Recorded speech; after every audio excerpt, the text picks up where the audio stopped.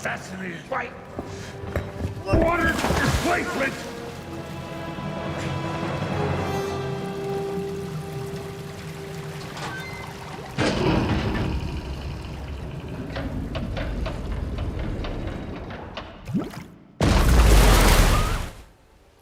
Oh my goodness, I'm so excited for this one. Some movies we have no problems waiting to see in the comfort of our living rooms, but then others are just begging for that theatrical experience. Today, we are talking about the top 3 summer movies you should definitely hit the theater for. Film critic Brian Eggert of Deep Focus Review is our guide.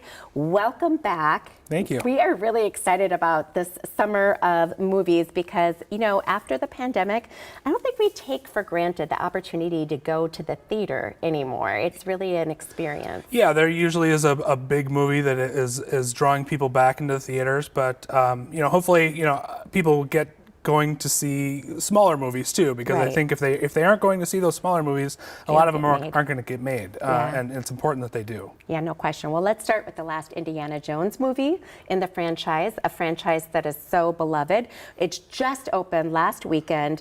It's called The Dial of Destiny. Tell her to show! She's on the roof, find another way up. Dr. Jones! Dr. Jones, we're not gonna hurt you.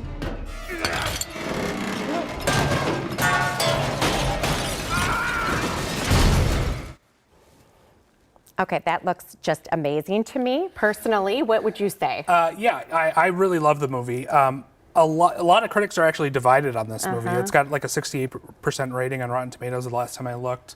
And a lot of people that I'm talking to are very love it or hate it on it. And I think part of the problem is that people are expecting a movie that was made 30 years ago. They're expecting, you know, Raiders of the Lost Ark or Temple of Doom.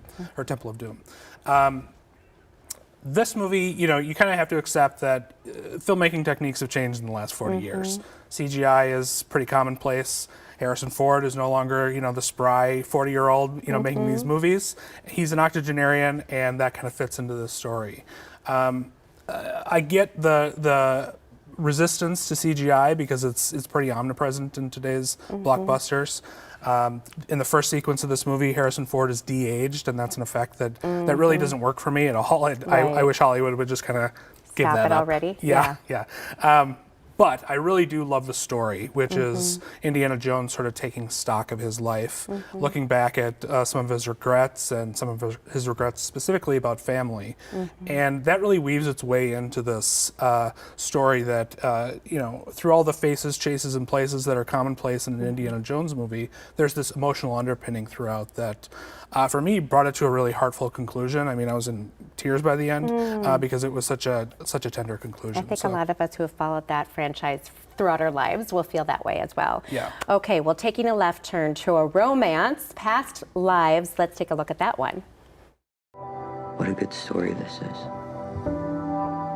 Childhood sweethearts who reconnect 20 years later and realize they were meant for each other. In the story, I would be the evil white American husband standing in the way of destiny. Shut up.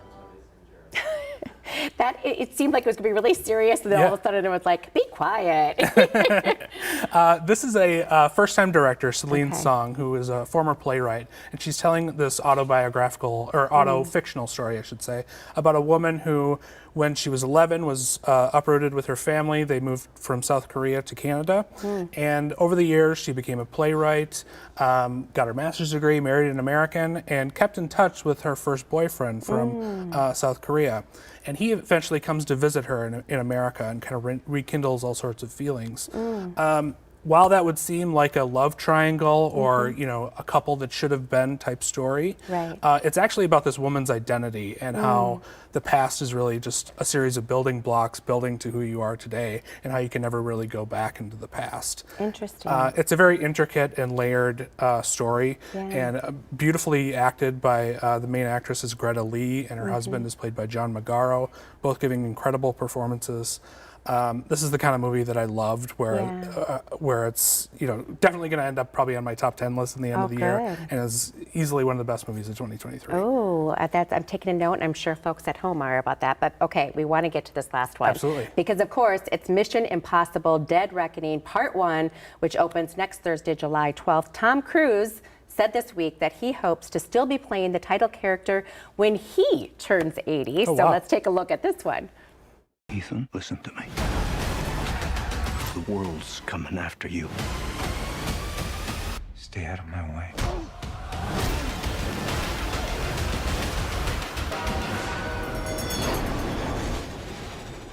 Okay, amazing. Yeah. So the Mission Impossible franchise, I talked about it the last time I was here, it just keeps getting better and better and better, it seems like. Fallout, the last one, was sort of the zenith for me, and anything by comparison is a little bit of a disappointment. So while I like this movie, I didn't quite love it. Okay. A couple of things against it are, it's maybe a little self-serious compared to previous entries, which are a little more nimble and kinetic, whereas this one is, I feel like the director, Christopher McQuarrie, is trying to be a little bit like Christopher Nolan, who made like the Dark Knight trilogy. Yeah. And those are very self-serious with, a score with long, drawn-out notes as opposed to maybe like the Mission Impossible theme. Interesting.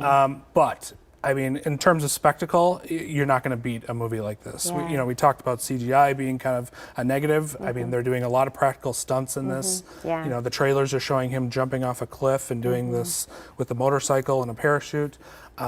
I would say that the best stunt in the movie is this car chase that takes place in Rome, where Cruise and his co-star Haley Atwell, who's terrific in this movie, are driving in a souped-up Beetle and being chased throughout Rome, and it's outstanding. I don't know if you had me at souped up Beetle or Rome, but that Right. sounds like a really great combination for an action sequence. Right, yeah. That sounds fabulous. Well, this is so good. We really appreciate your insights because Thanks. we all want to go to the movie theater, right? All three of those movies are in theaters now. We do have a link to Deep Focus Review on KARE11.com. You will have to wait a little bit longer for Mission Impossible, but they'll be there soon. It will also arrive in theaters soon. So next, Mexico.